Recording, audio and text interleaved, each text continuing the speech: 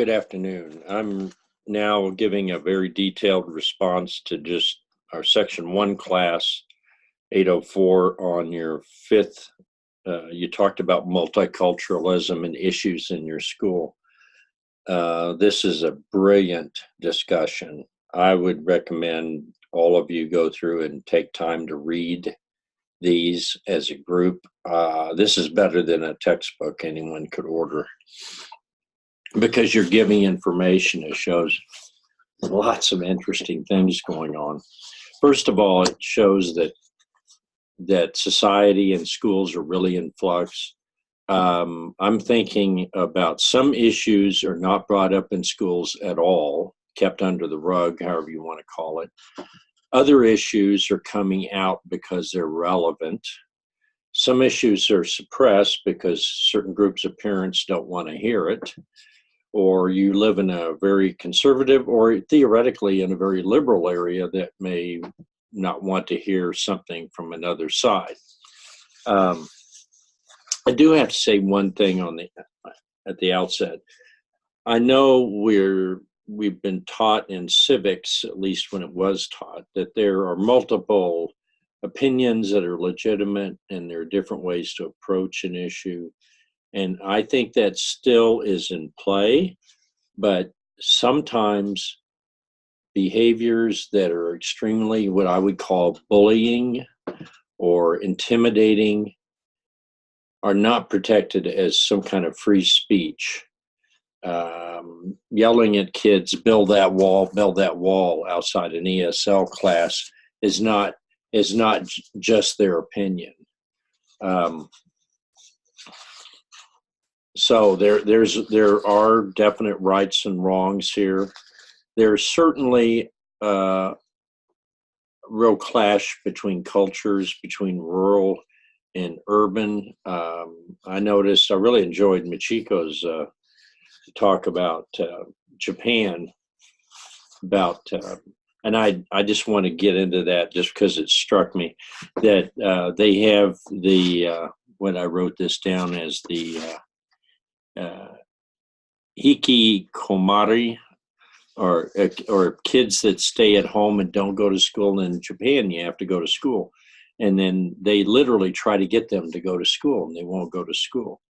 And the only reason this really struck me is because I've noticed in Korea it's come about that there's something called a very isolationist trend where young people will just be alone and live by themselves and be by themselves maybe their entire life. And I'm just curious. I haven't seen, it's kind of like people just saying, I'm going to shut down. I'm just going to go out and do what I got to do, and I'll just come home, or maybe I'll just stay home all my life and somebody will help me.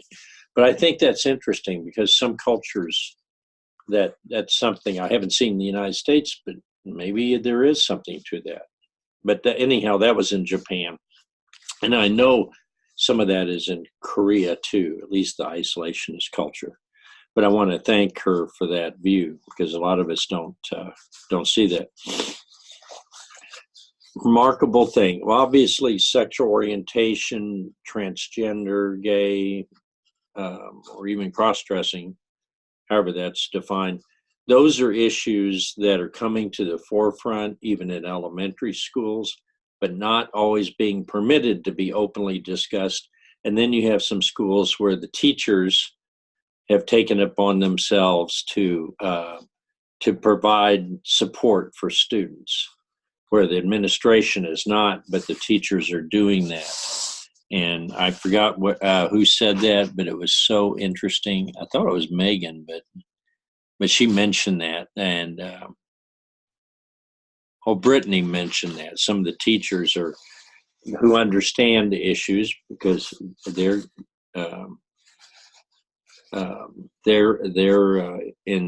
aware and part of LBGQT. Sorry, I always get I wish that was a word you could say it, but it's full of consonants.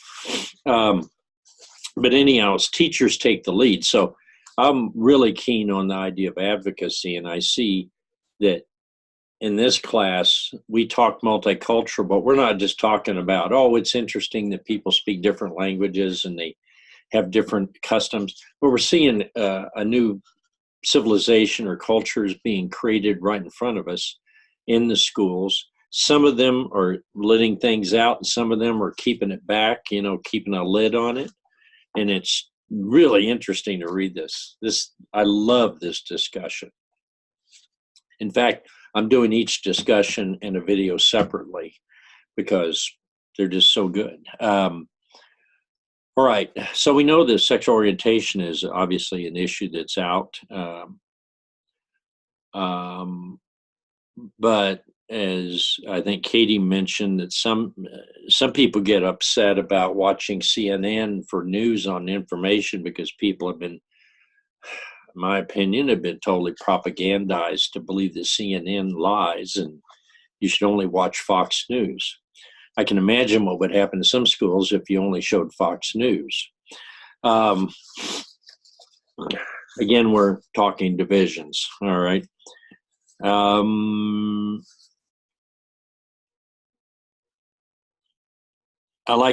Katie made a great statement on page 6 of here. I see page 6. I'm going to go look it up here about multicultural. And I think it was page 6. I wrote it down. In general, looking at curriculum, just teaching the basic of areas of multicultural, beginning exposure to first graders is the step I would start. And some of you mentioned using the culture maps, that you start out with very concrete things, food, beliefs, not too much in beliefs. You don't want to get too confusing, but music and art and things like that. So the kids find comfort and are comforted by looking at multicultural issues. It's not something to be feared or something to be cause stress. So obviously when you introduce something, you have to make a judgment about, can the kids cognitively handle it, emotionally handle it? Can their parents, will the parents react to it? Sometimes you got to push some buttons on some people that you don't want to, but there comes a point at which you have to. Now, in first, second grade, you have to be extremely cautious. Obviously, you don't want to have a huge political fight right up front. But your observations in that statement, Katie, were great. I call it page 6. It's Katie. Katie.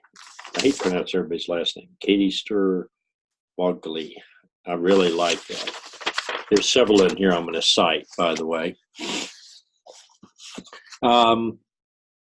Another thing that's interesting is Mr. Murdoch, you mentioned in Hong Kong a boy was allowed to dress as a girl and come to school. I would really shocked to hear that. I think I understood that right. I wrote it down as I read it. And that wouldn't probably ever happen, especially in the center part of the United States or the South. So that was a very interesting little, I started that because I'd never heard that one before. And Cindy, you made a really good remark, and this is what I'm looking for is some very useful wisdom, and there's so much here. You'd mentioned the kids who are often gay or whatever, transsexual, that they are told, oh, you're too young to even understand that. But then we assume that, oh, yeah, you have a boyfriend or girlfriend, and the hetero aspect of it, we push that right from second grade, teasing kids that they have a boyfriend or girlfriend. Well, we don't tell boys they have a boyfriend, So you can see the bias built in because the culture is looking a certain way. Most people are. Brittany, I really, on page 11, I put down to read this aloud, but I don't want to embarrass you. But I would say Brittany's long entry about the True Colors Club that allows the open discussion of orientation issues. These are very touchy things for a lot of people. And so, there's a lot on the line because you want to protect kids. So you want to have a safe place where they can talk about issues that are impacting them. And I was very impressed with that, Brittany. I mean, I could turn to that and read it word for word. I decided it would take too long. I'm assuming you all can go back and read, but I think that's very, very important. Another one, I'm going to mention that in my other class, by the way. Some of these I have to mention in the other class. They're too good to just let you enjoy them. Robin, you talked about neurodiversity and socioeconomic status. Very interesting stuff. I didn't write down the page number on that. It's got to be around 16 or something. But I like that because it's a different way of thinking about differences in students in their cognitive function. I hope I'm not misspeaking, but the idea of neurodiversity, I like that. It's rather than saying some students are people you say slow or they're remedial or something like that.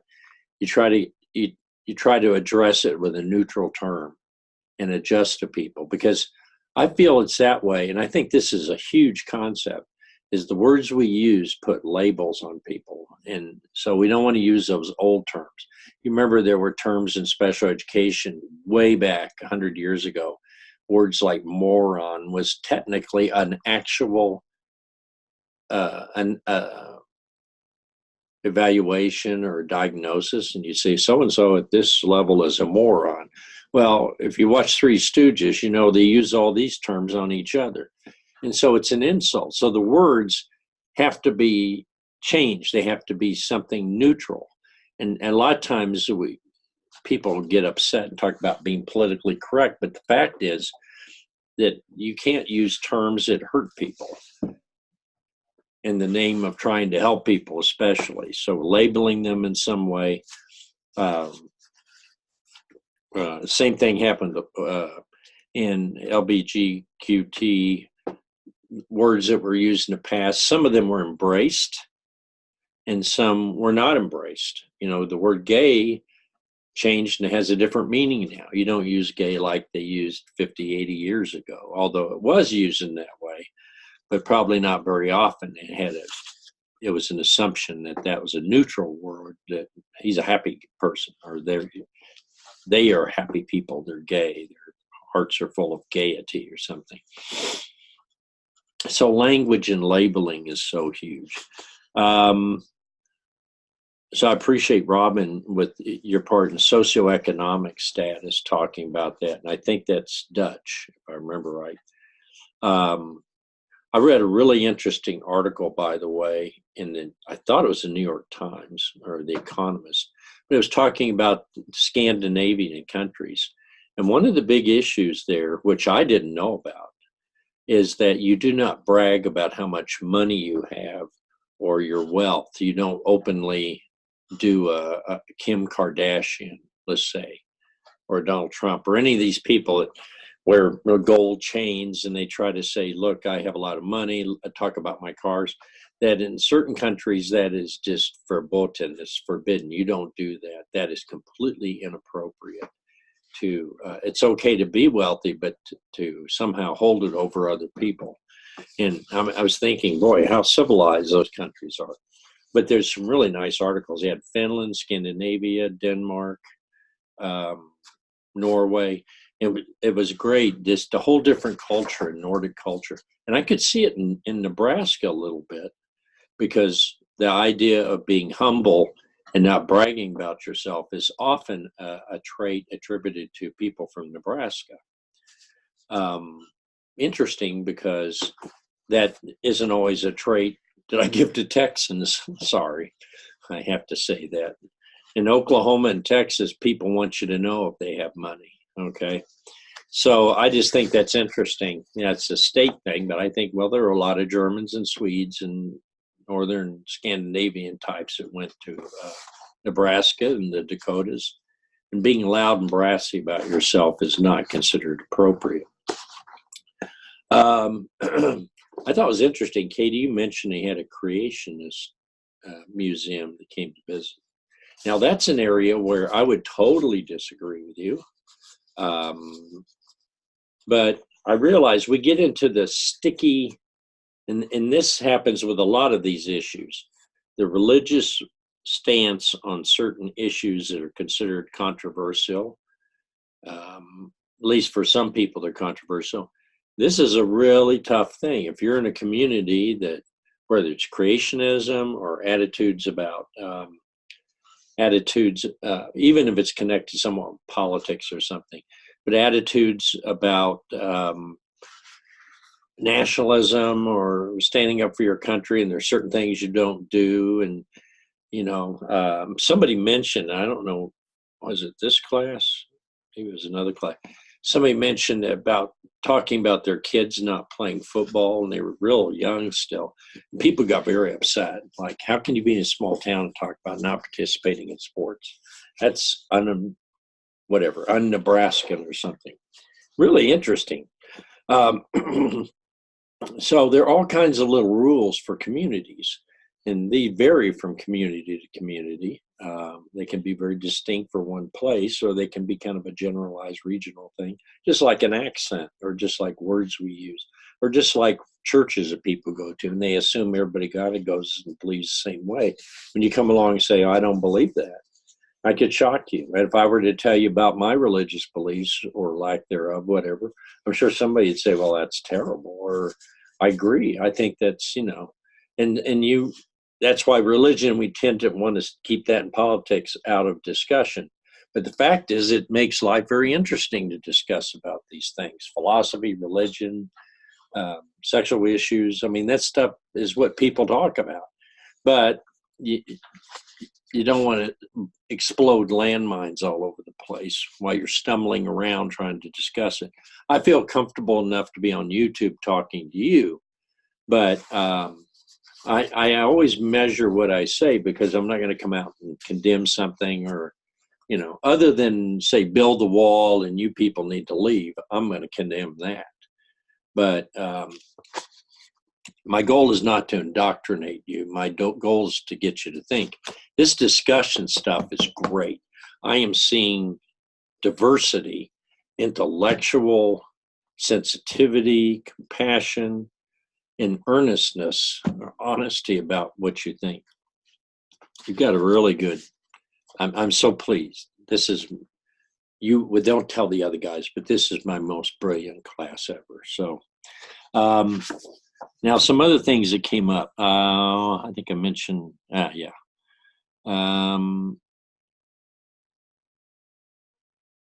Okay. That's the first page. Second page, it was through part of that. This issue that Lillian brought up about trauma really struck me, and I wrote it down. It's on the 23rd page if you printed it, so you guys know there's only one Lillian in class, and she talked about 23. No, that's quite a ways down. Okay.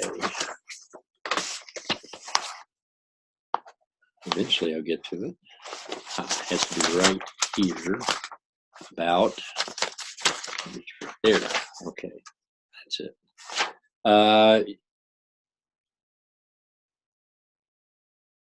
You talk about in your school that there 2 languages are taught. People don't talk about sexual orientation issues.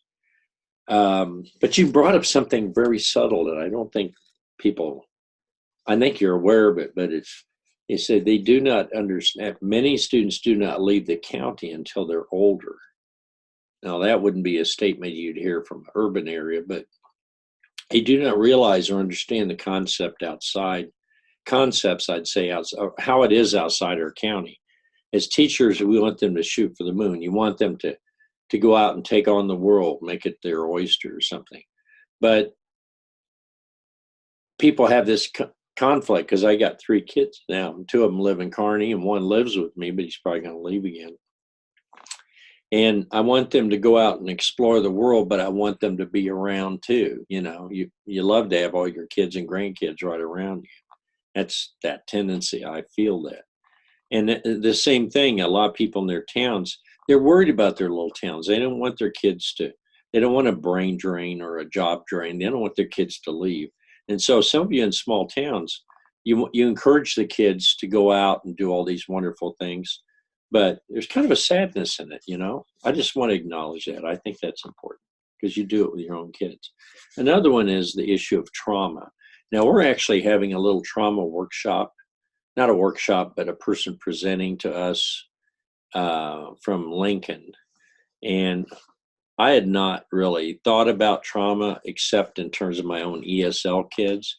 But trauma is that whether it's childhood trauma, we think that maybe this is something that counselors need to deal with. But everything falls on the teacher's plate. And so if you have children and if you see abuse or know of abuse, you have to report it. You don't get to keep that under the rug, or else you go to jail, you get in trouble. But that we don't have the manpower to counsel all these students. And teachers do not have trauma sensitivity training. And I think this is a big issue because when I talk about multicultural, I like to expand the whole concept of it. I'm not just talking about food and tacos and customs and marriage celebrations and music. I'm talking about all the interior things, psychological, that also can be different. And so I guess I'm expanding multicultural that almost includes every bit of difference between human beings. I don't see how you draw a line and say, no, we're not going to go there. We'll let that go. But you mentioned it. You had some students in a heated argument said, your mom's in jail and your mother's a crackhead or something. And that these are real issues. This isn't comedy. These are real issues that kids are suffering because of the opioid epidemic, because of meth, because of a lot of things that have deteriorated the family and the whole rural, not always rural, but an urban structure. I mean, drug use. And then Sarah Barr, you had talk about teacher training. We are working on training all our teachers on collaborative problem solving, CPS, which is a system designed to help kids overcome trauma, termed ACEs in CPS, counseling, school, psych. I guess that's CPS. Mental health first aid training. Gosh, just when you thought you got the grammar and the math and some of the basics down and teaching the right traits or how to write a paragraph, the whole person shows up and you've got so much more to look at. But still, it's interesting to read this. It's interesting to see your awareness. And these are things in the past that would have been ignored. Person at home on drugs, drinking too much. Well, that's a family matter. No, there aren't. Privacy's kind of disappeared. You don't get to declare privacy and do whatever you want. At least we shouldn't have that. So I really appreciate that. See, I mentioned Machiko's comments. Alyssa, you mentioned using the culture maps. And your entry there is very good. Neil, interesting thing you talked about. It's kind of hard to identify these cliques. And I have to tell you, when I said goths and stuff like that, that's teaching from a 1980s and 90s viewpoint.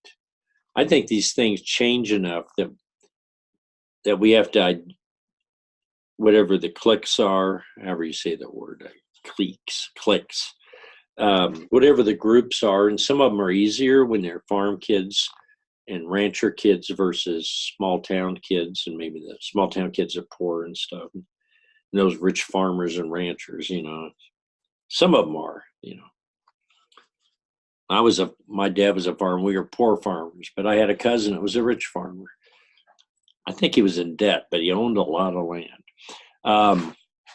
Anyhow, identifying what these are, it's almost like a sociology, anthropology class to identify the kids, to identify how they interact and the dynamics.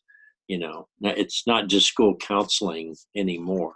It's more than that. And really, some of you have mentioned it's the teachers that have to take action. It's not waiting for the principal to make a decision. You have to think, who are the principals and who are the superintendents and who are some of the administrators? Are they as aware of what's really going on, and do they care about it? There was another issue that I didn't write down very much, but it was very important. And those of you that mentioned about women's sports, girls' sports, I like to say women's, because if you're going to say men, then let's say boys too, right? But football getting all the press and attention, the administrators go to all those games, but then girls volleyball or soccer, and then very few people show up. And I think they will if you have to get the word out and stuff and let them know how the girls feel about it, how important it is. Obviously, there's going to be a lot of bias because Title IX, people think, yeah, they don't see that. But the minute you have a daughter, I have a daughter, the minute you see that, you don't think for 1 minute, oh, yeah, my daughter. No, I want to go see that. My daughter was on the dance team at Lexington. Did very, very well. I'm very proud of her. And she didn't do sports, but she was on the dance team, and she was very good at it, very dedicated.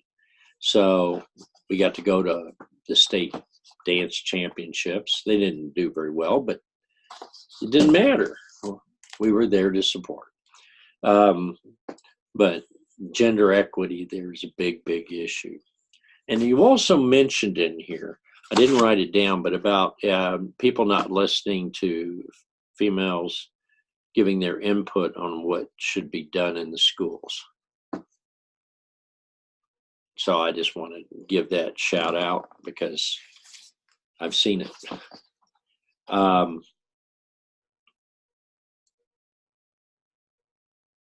And Jordan, you mentioned something that really caught my attention.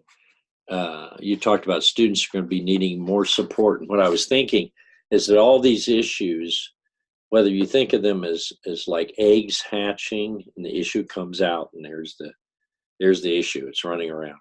Or if you think about it as a landmine, something suddenly goes off and said, oh my gosh, I didn't know that was a problem, and it is. So I think I'll go with the egg. It's a little more peaceful. But there are natural things bubbling up, like chili. I like that. I'm kind of hungry. Things are bubbling up from beneath, from the human psyche, from families and stuff, and that we need to be aware of this. It's not just hire a counselor and they'll take care of it.